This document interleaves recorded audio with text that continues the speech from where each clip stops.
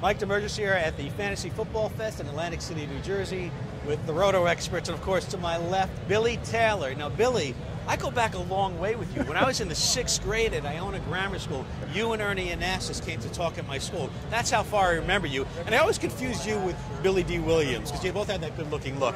Oh, man, I don't owe you any money, do I? I remember that, too, because I loved Ernie Anastas. 1980. I remember that, and I loved him. I thought he was great, and he still looks the same on TV. Yeah. And I'm really happy for you, too, man, because you look good. You do, man. I'm trying, you know, on TV. a little fat and everything. And I just think that just the way that sports has evolved nowadays is just so deep. And look at fantasy football. I never thought, because as a former broadcaster, I never thought that this would ever come to this, because the guys who are in fantasy football know as much as any broadcaster. Absolutely. All the stuff they read and the research. They know more. Because the minute detail, they know more. Oh, they down to consistency, all different types of stats, and I think it's something that's blowing the world up. Yeah, and certainly the commissioner's office is aware of it. NFL offices, ESPN, everything. They're all aware of the importance of fantasy football. Now, you have any kids? Do they play fantasy football? I got a little boy. He's 5. He's just starting to play flag football. And I have to be careful because I don't want to overwhelm him. Right. You know, he knows his daddy played with the Giants, etc. But you know, I'm letting him do it himself. And when he comes to me and asks me for advice, I do it. But I'm not going to go at him and go against what his coach does, because I see a lot of parents do that. They go against what the coach does. But you have to really kind of let the coach set the stage, and then if they need my advice, I'll kind of go to him like that. We're with Billy Taylor, former New York Giants running back, New York Jets, and also the Raiders as well. Yep. At Texas Tech running back. Now, you came to the Giants in 1978, right? Yep. And when I think of 1978, I always think of the Sarchik and the Fumble. Talk about that play. Now, were you on the field that play, or were you on the sideline? I was on the sideline. You were on the side. So Zonka was in the backfield? Zonka was in the backfield. What happened on that play? Well, let me preface everything for you. The week before, Joe Pisarcik changed the play when it came in. So he got chastised by the coach at the time. If you ever change a play, when I call the play, I will get rid of you. That's exactly what he said. I was there when he said it. Right. So at the end of the game, we were leading, and so they had called a running play to give it to Zonka. Everybody in the whole knew Zonka was getting the ball. But then everybody in the huddle said, Joe, just take it and fall on it. Joe said, no, I'm not going against the coach. At the snap, he fumbled the snap, right. And because he fumbled the snap, he put it on the running back's hip, which was Zonka at the time, and the ball bounced up perfectly. And the thing about it, it's just not, you know how football bounces in so many different crazy ways. It just happened to be perfectly bounced, and Herman Edwards came in, and it was history. And I didn't think over the years it'd be that big of a deal, but it is one of the biggest bloopers in the history of television football. What was it like walking off the field and going to the locker room after that game? And of course, if that was today, the media, the uproar would be phenomenal. What was the locker room like after that? Well, it was scary for me because it was my first year with the Giants, and I was really nervous and stuff in the course of it. Everybody was throwing helmets. I had to keep my helmet on because it was almost a violent atmosphere. There was such a mad atmosphere. Somebody had to go, and at the end of the day, the offensive coordinator's name was Bob Gibson. He got fired.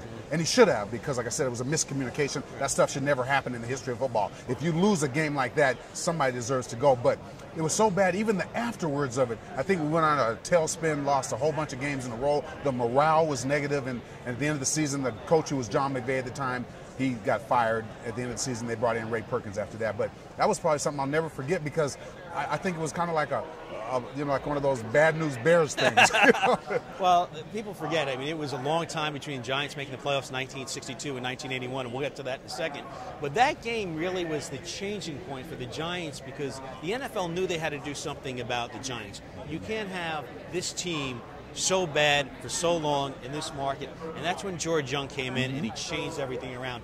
And George is an interesting guy. As a radio producer, I had a couple of conversations with him, and he's very abrupt. What do you want? Yeah, I'll do it. So talk about George and your conversations with George and how he really built that Giants team up, starting with Phil Simms out of Morehead State in 1979. Well, George Young, we came in because the Wellington Mariners were having a conflict between the two owners, the Wellington Mayor and his brother Tim. So that's why George Young came in and was kind of like the mediator between the two.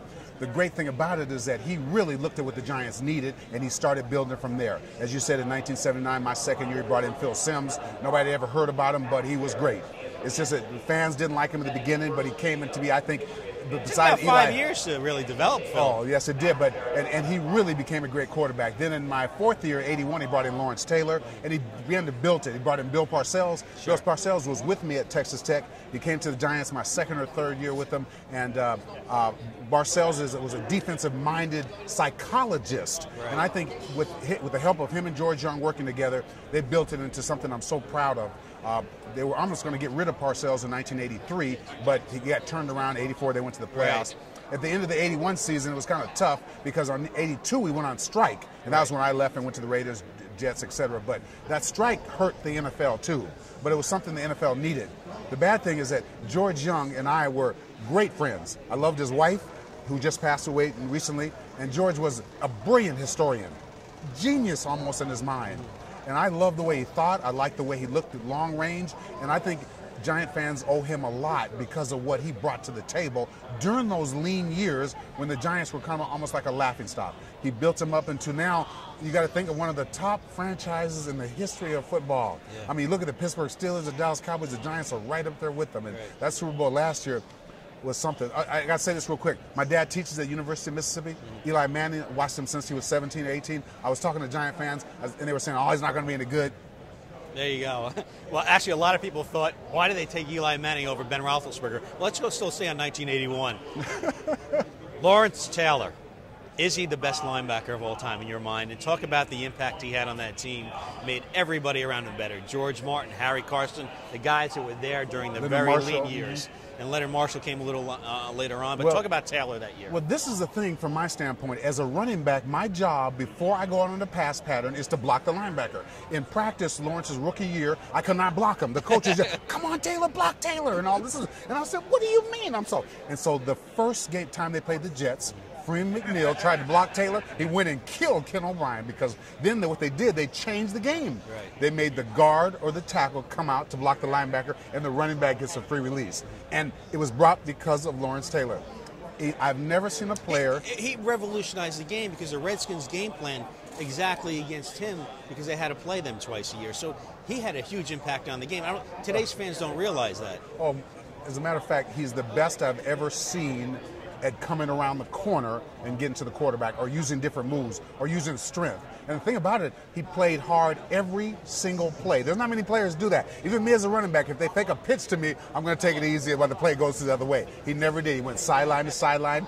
He's the best I've ever seen it doing that. Lawrence Taylor, there's no question he's a Hall of Famer, and he's the best, deserved everything that he ever got. And I feel for the guy because a lot of people don't know him. He is a good guy. He's had some ups and downs, like things happen, but he's a good person. He has a good heart, and that's what I like about him. Yeah, it's got to be hard to see. You know a guy, you know what he gives on the field, and he doesn't want to hurt anybody, but he has these internal flaws, and it's got to be hard for you knowing him and see him go through this all this years. Absolutely. Everybody feels for him, and I feel bad kind of because there were times where probably we as teammates could have come forward and helped him, but then because it's a professional ball, you don't want to interfere with someone's personal life. But when I look back on it, I think, well, maybe we could have helped him better than we did as teammates, because nowadays I think if something happened to one of their teammates, they would all rally for him and try to get the help that he needed. Now, when you played, the NFL was a running game for the most part. If you had a good running game, good defense, you get to the playoffs.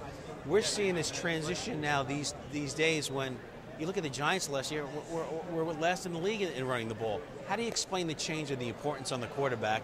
And I guess really you just need a couple of good running backs really to maybe get 700 yards each, and voila, you have it. Great point. They're not really featuring running backs. I think if you think about it and break down. Where's Earl Campbell? Earl can barely walk. He took a whooping. I know. I like the way they're doing things now. I really do, because training camp they're not killing players. When I played, they were killing people.